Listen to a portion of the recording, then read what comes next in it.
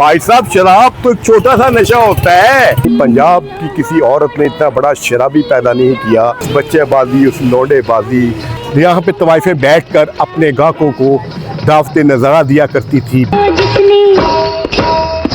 जिसने अशरफी गजरी ना दुपट्टा मेरा, इन्हीं लोगों ने, इन्हीं लोगों ने, इन्हीं लोगों ने, इन्हीं लोगों ने, इन्हीं लोगों ने ले ली ना दुपट्टा मेरा, इन्हीं लोगों ने ले ली। ये बिल्डिंग्स इंतहाई खूबसूरत बिल्डिंग्स हैं, उस कदीम ज़माने की याद ताज़ा करती हैं और उन्हीं को रेनोवेट करके वो लाहौर की सकाफ़त को, जो कि सैकड़ों सालों पे महीत है, प्रिजर्व किया गया है। आज से 3-4 दहाइयों पहले तवाइफों के कोठे हुआ करते थे, लेकिन अब यहाँ पर तवाइफें नहीं रहती। ये बड़ी मल्टी स्टोरी बिल्डिंग है, बड़ी खूबसूरत बिल्डिंग्स हैं।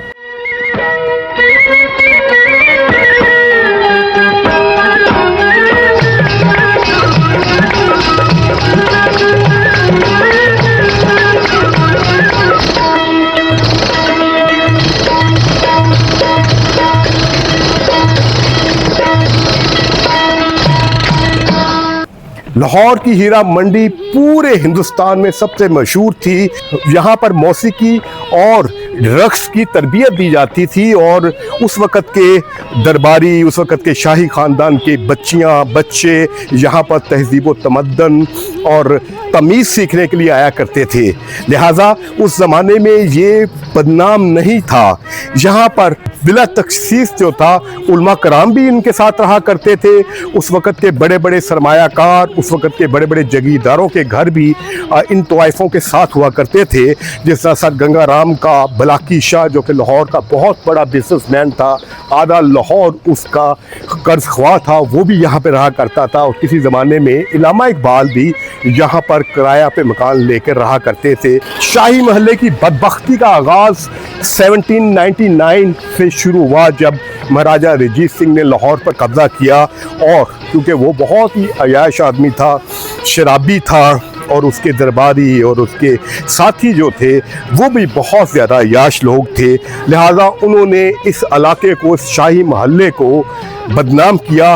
ये वो मोहल्ले हैं तारीख़ी तौर पे जो तवाइफे को कोठे हुआ करते थे। आजकल यहाँ पर कोई तवाइफ नहीं है, यहाँ पर कोई महफिलें नहीं सजती।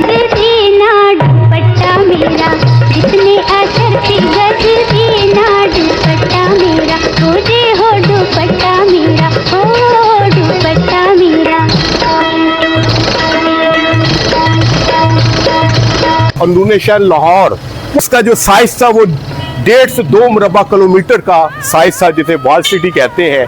उसमें सिर्फ चंद महल्ले ये तवाइफों के कोठे हुआ करते थे, चंद गलियां रक्स और सरूर की महफिलों के लिए मुख्तसर सी। बाकी सारे लाहौर के अंदर, यानी मेजॉरिटी 95% लाहौर की गलियों में शुरफा लोग रहा करते थे। और ये तमाम के तमाम, वो देखें, वो सैकड़ों साल पुरानी ये गलियां हैं और ये कोठे हैं। लेकिन आज से 3-4 दहाइयाँ पहले यहाँ से तवाइफें भी चले गई हैं। और स्पेशली जब जनरल ज़ियाउल हक ने, क्योंकि वो कुछ इस्लामी सोच रखते थे, उन्होंने इन पे पाबंदी लगाई, तो उस वक़्त बहुत बड़ी तादाद में यहाँ से तवाइफें और धंधा करने वाली औरतें जो हैं वो यहाँ से लाहौर शहर के मुख्तलिफ हिस्सों में मुंतकिल हो गई और ये गलियाँ आहिस्ता आहिस्ता वीरान होना शुरू हो गई। 1990 में यहाँ पर मुकम्मल तौर पे डांस पे, मौसीकी पे, मुजरे पे पाबंदी लगा दी गई। तो फिर ये गलियाँ, ये घर जो हैं वो सारे के सारे जो हैं वो लाहौर के आम शहरियों ने ख़रीद लिए और यहाँ पर आकर वो अपनी रहायश इख्तियार की हुई है। एक कदीम ज़माने में जब हीरा मंडी यहाँ पर हुआ करती थी, शाही महल्ला आबाद था, तवाइफे मौसीकी की और साजों की छनकार यहाँ पे हुआ करती थी, तवाइफे यहाँ पर धंधा किया करती थी। जिसने बजरिया में सीना दुपट्टा मेरा, जिसने बजरिया में सीना दुपट्टा मेरा। पंजाब की किसी औरत ने इतना बड़ा शराबी पैदा नहीं किया जितना बड़ा शराबी महाराजा रंजीत सिंह था। जंजना का रसिया, 42 शादियां और सैकड़ों उसकी दाश्ताएं थे, जिनमें कोई मजहब की तखसीस नहीं थी, बल्कि निचली जात की औरतें भी उसकी दाश्ता हुआ करती थी। उसकी वजह से जब वो इक़्तिदार में आया, लाहौर पे उस पर कब्ज़ा हुआ, तो उसके दरबारी भी उसी की तरह अयाश लोग थे। उनका एक मुँह बोला बेटा हीरा सिंह, जब उसने इस शाही महल्ले में अपना हवेली बनाई तो उसकी नाम की मुनासबत से इसे हीरा मंडी का नाम दे दिया गया, यानी शाही महल्ले की बजाय लोग इसे हीरा मंडी। उस दौर में भी यहाँ पर कुछ जिस्म फरोश औरतें आकर उन्होंने अपने ठिकाने बनाए, लेकिन जब महाराजा रंजीत सिंह 1839 में जब इंतकाल कर गया तो उसके बाद यहाँ पर अंग्रेज़ की हुकूमत हो गई और उन्होंने बाकायदा इस इलाके को जिस्म फरोशी का अड्डा बना दिया। उसकी वजह ये थी कि उसके जो अंग्रेज़ सिपाही थे 10,000 किलोमीटर से आए हुए थे, उनकी जिस्मानी ख्वाहिश की तकमील के लिए उन्होंने बाकायदा प्लानिंग से इस इलाके में जिस्म फरोश औरतों को बसाना शुरू कर दिया। उसके बाद कहा जाता है कि उसी दौर में यहाँ पर यहूदी बहुत बड़ी तादाद में, बल्कि हज़ारों की तादाद में रहा करते थे। उन्होंने इस जिस्म फरोशी के कारोबार को बहुत ऑर्गेनाइज़ किया और जो शाही महल्ला कभी इज़्ज़त की निगाह से देखा जाता था, मौसीकी और रक्स की ट्रेनिंग गाह हुआ करता था, अकेडमी हुआ करता था, बदनाम हो गया और लाहौर के शहरी जो थी यहाँ से गुजरना भी उनके लिए महाल हो चुका था। ये जो यहूदियों ने ये जो यहाँ पर लाहौर के अंदर ये गंदा कारोबार शुरू किया था, लेकिन जब पाकिस्तान बना है तो यहूदी यहाँ से मुंतकिल हो गए, इंडिया में, बम्बई में, कुछ यूरोप में मुंतकिल हो गए। तो उसके बाद फिर जब पाकिस्तान बनने के बाद इस इलाके पर हुकूमत पाकिस्तान ने कुछ कदगन लगाई, पाबंदियाँ लगानी शुरू कर दी, इस कारोबार को जो है वो डिस्करेज करना शुरू कर दिया। आहिस्ता आहिस्ता यहाँ से तवाइफे और वो जिस्म फरोश औरतें जो थी वो दूसरे इलाकों में मुंतकिल होना शुरू हो गई। और आज आपको एक घर भी ऐसा नहीं मिलेगा जहाँ पर कोई तवाइफ का बसेरा हो, जहाँ पर रक्स व सुरूर की महफिल हो। बिल्कुल ये आम शहरी है लाहौर के, और इनके जो कारोबार भी हैं वो भी जो है यहाँ पर कोई दुकानदारी करता है। ज़्यादातर यहाँ पर जूतों के और खुस्से बनाने का जो यहाँ पर एक रवायती और कदीम सनत है वो यहाँ पर मौजूद है। आप देख सकते हैं पूरे रीजन में जो भी मेरे भाई यहाँ पे अफ़गानिस्तान से ताल्लुक़ रखते हैं, मैं उनको दिखा रहा हूँ कि भाईजान मुझे आप बता दें, ये हीरा मंडी के नारे लगाते हैं। जब जो ही कोई पाकिस्तानी आपको कहीं मिल जाता है, मुझे हीरा मंडी दिखा दे, कहाँ पे वो हीरा मंडी है, कहाँ वो तवाइफे हैं, ये सब के सब पाकिस्तान ने ख़त्म कर दिए हैं। और मैं आपसे अपील करता हूँ कि आप भी अफ़गानिस्तान से, काबुल से वो अयाशी के अड्डे, वो चरस अफीम, वो आइस, वो हीरोइन के अड्डे ख़त्म करें। तालिबान जो है वो दावा करते हैं कि हमने अफ़गानिस्तान में कोई डांस क्लब, कोई शराब खाना नहीं। भाई साहब, शराब तो एक छोटा सा नशा होता है,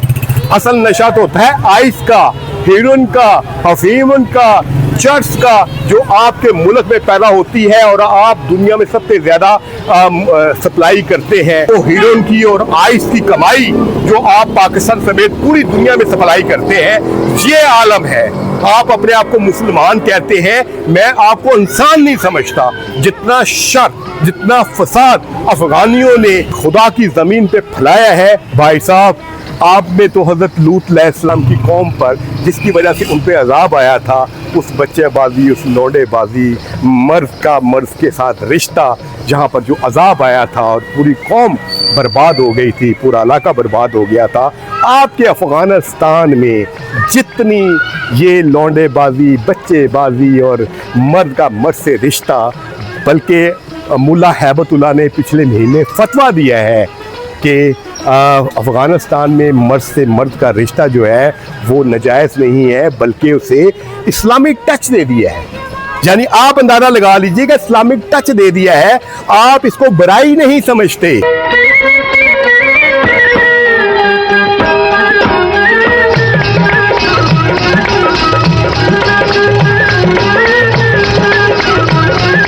सूद पे पैसे देने, ये भी अफगानियों का सबसे बड़ा कारोबार रहा है माजी में। आपने ये जो सारे कारोबार हैं जिसकी वजह से बदनाम है पूरी दुनिया में कि अफगानी किस मुंह से हमें ये कहते हैं कि जनाब आपके मुल्क में शरीयत नहीं है, आपके मुल्क में है। ठीक है, हमें बुराइयां हैं, लेकिन हमारी गंदी गंदी सोसाइटी नहीं है।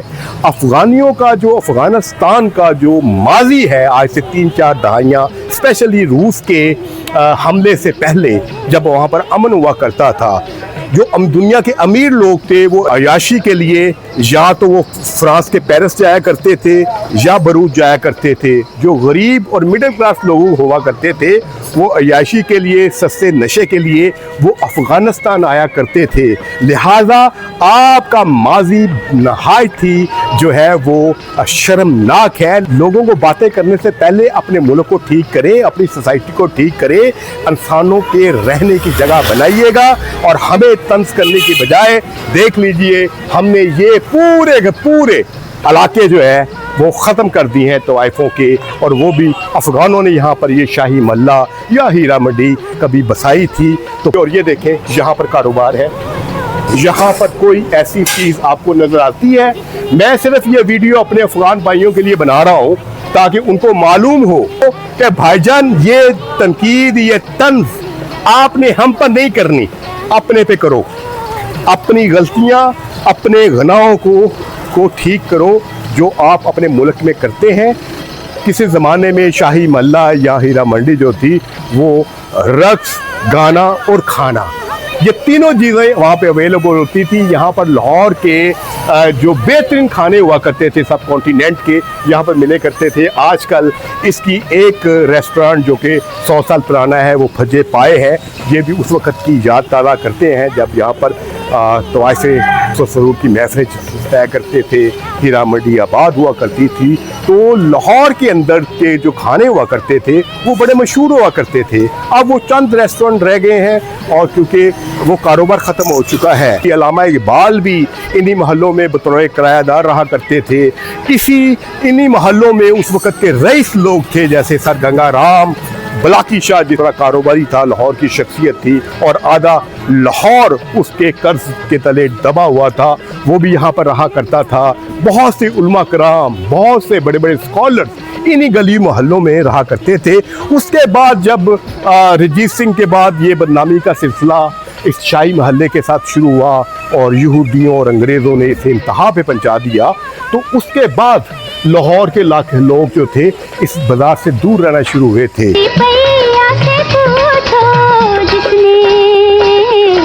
जिसने बजरिया में